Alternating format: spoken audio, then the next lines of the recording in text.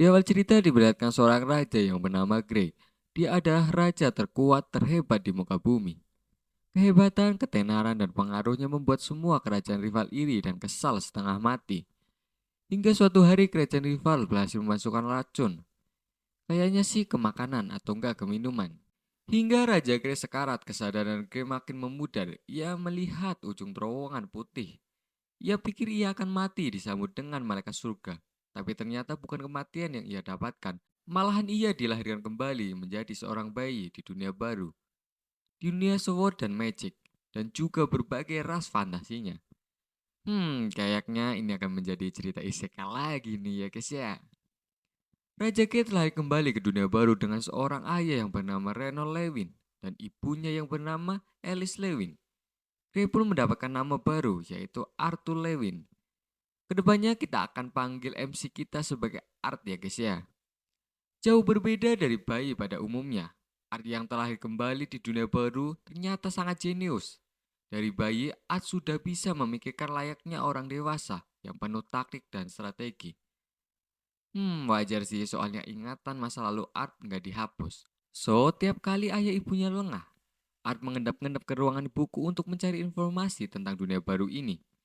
Dan dari buku-buku itu, Art makin paham ternyata dunia baru ini punya tiga kerajaan, yaitu kerajaan Eleanor dari kerajaan Elf, kerajaan Darf dari kerajaan Dwarf, kerajaan Sapin dari bangsa manusia. Dari tiga kerajaan punya kekuatan magic yang berbeda-beda. Intinya di dunia baru ini magic elemental terbagi menjadi dua, yaitu Augmenter dan Conjurer. Augmenter lebih ke tipe petarung, sedangkan Conjurer lebih ke tipe magic. Dan ada juga healer seperti Ibu Arthur sekarang. Oke, memasuki usia 3 tahun, Art makin sering latihan mana core secara diam-diam, agar enggak ketahuan sama kedua orang tuanya. Pasti di sini masih ada yang bingung nih, apa itu mana core? Oke, Mimin jelaskan sedikit di awal. Jadi sebenarnya di dunia baru ini orang-orang bisa menggunakan magic karena mampu mengontrol mana, baik di dalam tubuh maupun dari alam. Mana core di dalam tubuh ini disebut sebagai mana core.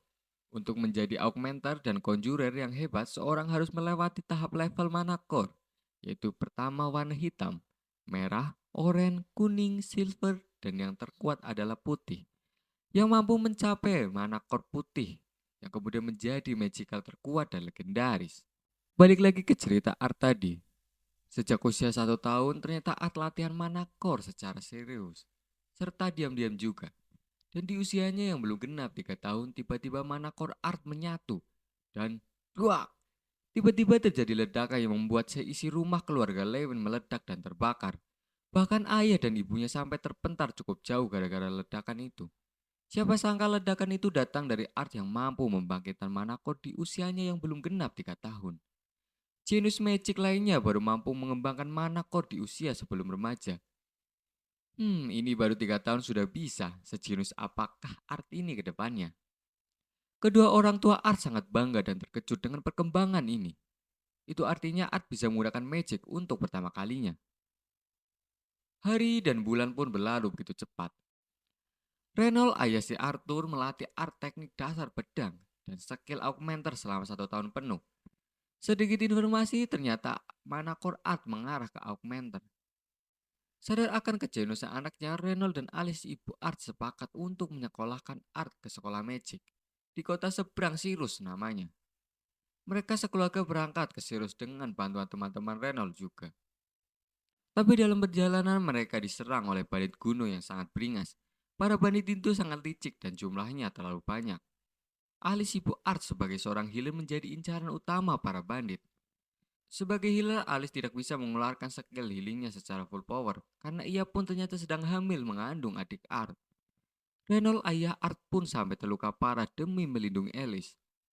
Dalam keadaan hamil sekarat, Reynold bilang ke Art, Art, dengarkan baik-baik bahwa ibumu sekarang tinggalkan tempat ini sejauh mungkin. Art pun menjawab, apa yang kubicarakan ayah? Aku bisa bertarung, aku bisa melawan mereka. Reynold kemudian bilang lagi, aku tahu kau bisa bertarung, karena itu aku percayakan padamu untuk melindungi ibu dan adikmu di dalam kandungan. Sekarang cepat pergi dari sini. Kata Renol membakar api semangat Art untuk melindungi ibu dan adik. Art pun berbicara lantang ke ayah. Ayah, aku janji akan melindungi ibu dan adik. Ketika kabur membawa ibunya, tiba-tiba seorang bandit menembak panah dari kejauhan dan mengincar Alice. Art sadar dengan tembakan panah yang sangat cepat itu. Ia berusaha menangkis dengan pedang kayu yang dimilikinya. Tembakan itu sangat kuat dan mematahkan pedang kayu Art. Untungnya panah itu berubah arah sehingga Alice pun tidak terluka. Si bandit panah itu pun sangat kaget dan berkata, "Sialan, bocah ingusan menghalau tembakan panahku yang sangat cepat itu." Padahal ia masih sangat bocah. Arthur dan Alice melanjutkan pelariannya, tapi sayang mereka dihalau dengan licik oleh konjurer air yang sudah bersembunyi sejak awal entah di mana. Konjurer pun menembak magic air ke arah Art dan Alice. Art pun kesal dan berkata, "Sial, aku seharusnya bisa menghindari ini, tapi tidak dengan ibuku." Art pun mengambil inisiatif untuk mendorong ibunya menjauh dari tembakan air, dan dia sendiri berkorban terkena serangan magic itu. Splash! Art pun terkena serangan magic air itu, badannya penuh dengan luka dan terpental masuk ke jurang. Dalam hati Art bilang, "Jika aku nggak bisa mengalahkannya, maka aku harus membawanya bersamaku." Dengan pisau yang dililitkan mana, Art melempar pisau itu dengan sekuat tenaga ke arah konjurer air itu. Pisau itu pun tepat menancap di kaki konjurer. Ia pun terseret bersama Art masuk ke dalam jurang. Teman-teman Randall sekuat tenaga menyelamatkan Art, tapi sayang semuanya sudah terlambat. Art masih melayang jatuh ke jurang, meneteskan air mata perpisahan. Sialan, aku juga baru mati 4 tahun yang lalu. Sekarang aku akan mati lagi, padahal aku pengen ngerasain gimana menjadi seorang kakak. Art dan konjurer itu pun terjatuh ke jurang yang sangat dalam. Keesokan harinya, Art terbangun dengan badan yang penuh luka dan cukup sulit untuk digerakkan. Ia pun terkejut dengan keadaan diri yang masih hidup. Aduh, kenapa? Kenapa aku masih hidup? Padahal aku terjatuh dari tebing yang sangat tinggi. Sementara konjurer yang kubawa bersamaku tewas mengenaskan dengan patah-patah seluruh badannya. Belum hilang rasa penasaran Art, tiba-tiba suara misterius menggema di kepalanya. "Oh, kau sudah bangun ya?" Art yang masih kecil ketakutan. Takut mayat konjurer itu bangkit dan jadi hantu. Tapi ternyata suara misterius itu datang dari sebuah gua yang enggak jauh dari sana.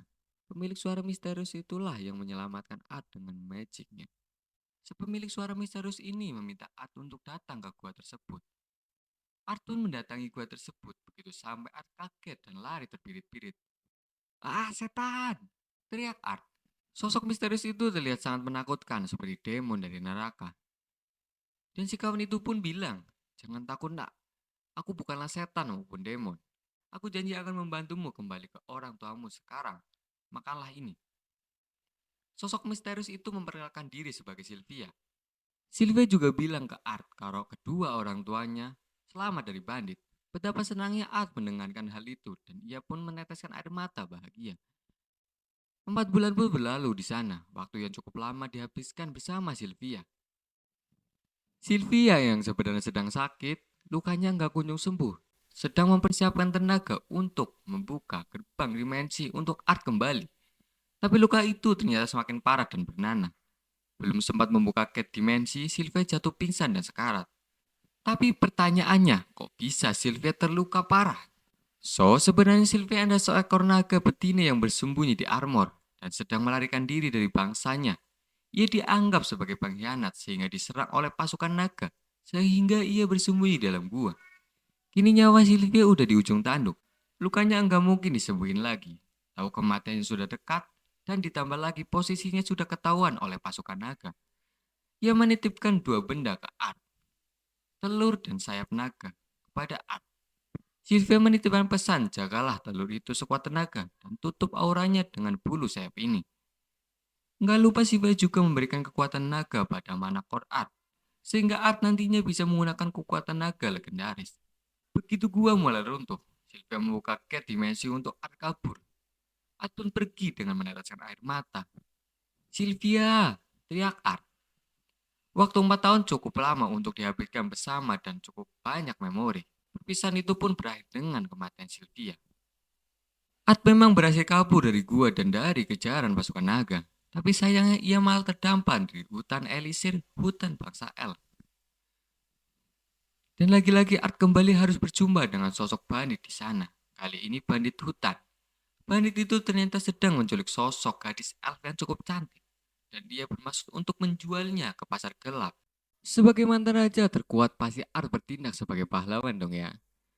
Begitu malam tiba dan ketika para bandit itu lengah, Art menjalankan strategi jeniusnya yang ternyata sangat kejam. Pertama-tama Art mengumpulkan mana dan memperkuat mana core-nya. Begitu mana yang terkumpul, ia rasa cukup. Ia melemparkan sebuah kancang ke arah serigala. Serigala yang melolong membuat dua orang bandit itu pun lengah. Secepat kilat Art menuruni pohon dan menggunakan tangan kosong yang sudah dipertajam oleh mana. Dalam hati Art bilang, ketika enggak ada senjata aku terpaksa menggunakan skillku saat menjadi raja dulu. Siapa sangka ternyata pisau mana itu sangat tajam dan dalam satu serangan leher bandit itu pun terputus dan tewas seketika. Art mengambil pisau dari bandit yang sudah tewas itu. Bandit lainnya khawatir kenapa temannya nggak kunjung kembali. Dalam kebingungan itu tiba-tiba Art meloncat secepat kilat ke belakang bandit kedua dan menusuk berkali-kali hingga tewas. Masih tersisa dua bandit lagi yang sedang tertidur. Begitu keduanya bangun, Art dengan skill pisaunya yang sangat cepat dan luar biasa langsung memotong kuda-kuda bandit ketiga sampai putus. Gara-gara bandit ketiga teriak kesakitan, bandit keempat pun sadar kalau Art udah membunuh teman-temannya. Pertarungan Baywan pun gak bisa terhindarkan. Si kawan bandit itu sangat meremehkan Art yang masih bocah. Ia melemparkan pedang dari tangannya dan hanya memakai tangan kosong yang dilapisi mana. Begitu bandit itu maju dan menyerang Art, Art dengan lincah menghindari serangan tersebut dengan begitu cepat.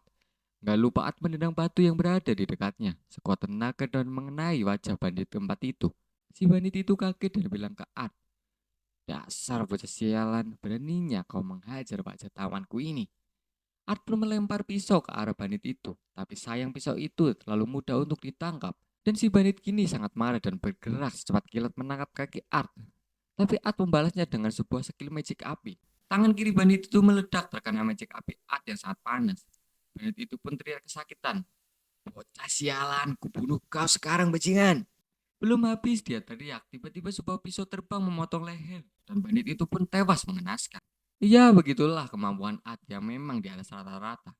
Dengan strategi dan tekniknya itu, bocah jenius yang ahli strategi dan taktik, semua para bandit itu pun berhasil dikalahkan dengan waktu yang sangat singkat. Setelah membunuh mereka, Art menolong gadis elf yang diculik. Gadis itu pun memperkenalkan diri. Dia adalah Tesia Eralit dari bangsa elf. Art janji kepada Tesia untuk memulangkannya ke kerajaan elf. Dalam perjalanan pulang untuk mengantarkan Tesia ke kerajaan elf, Art berkali-kali merasakan sakit yang luar biasa di dadanya. Saat itu Art tidak tahu kenapa dadanya begitu sakit. Dan mereka pun melanjutkan perjalanannya ke kerajaan elf. Setelah berselang lama mereka pun sampai. Ya teman-teman, kita cukupkan dulu sampai di sini ya guys ya. Gimana kelanjutan Art di kerajaan elf? Kita lanjutkan sesegera mungkin. Bye bye.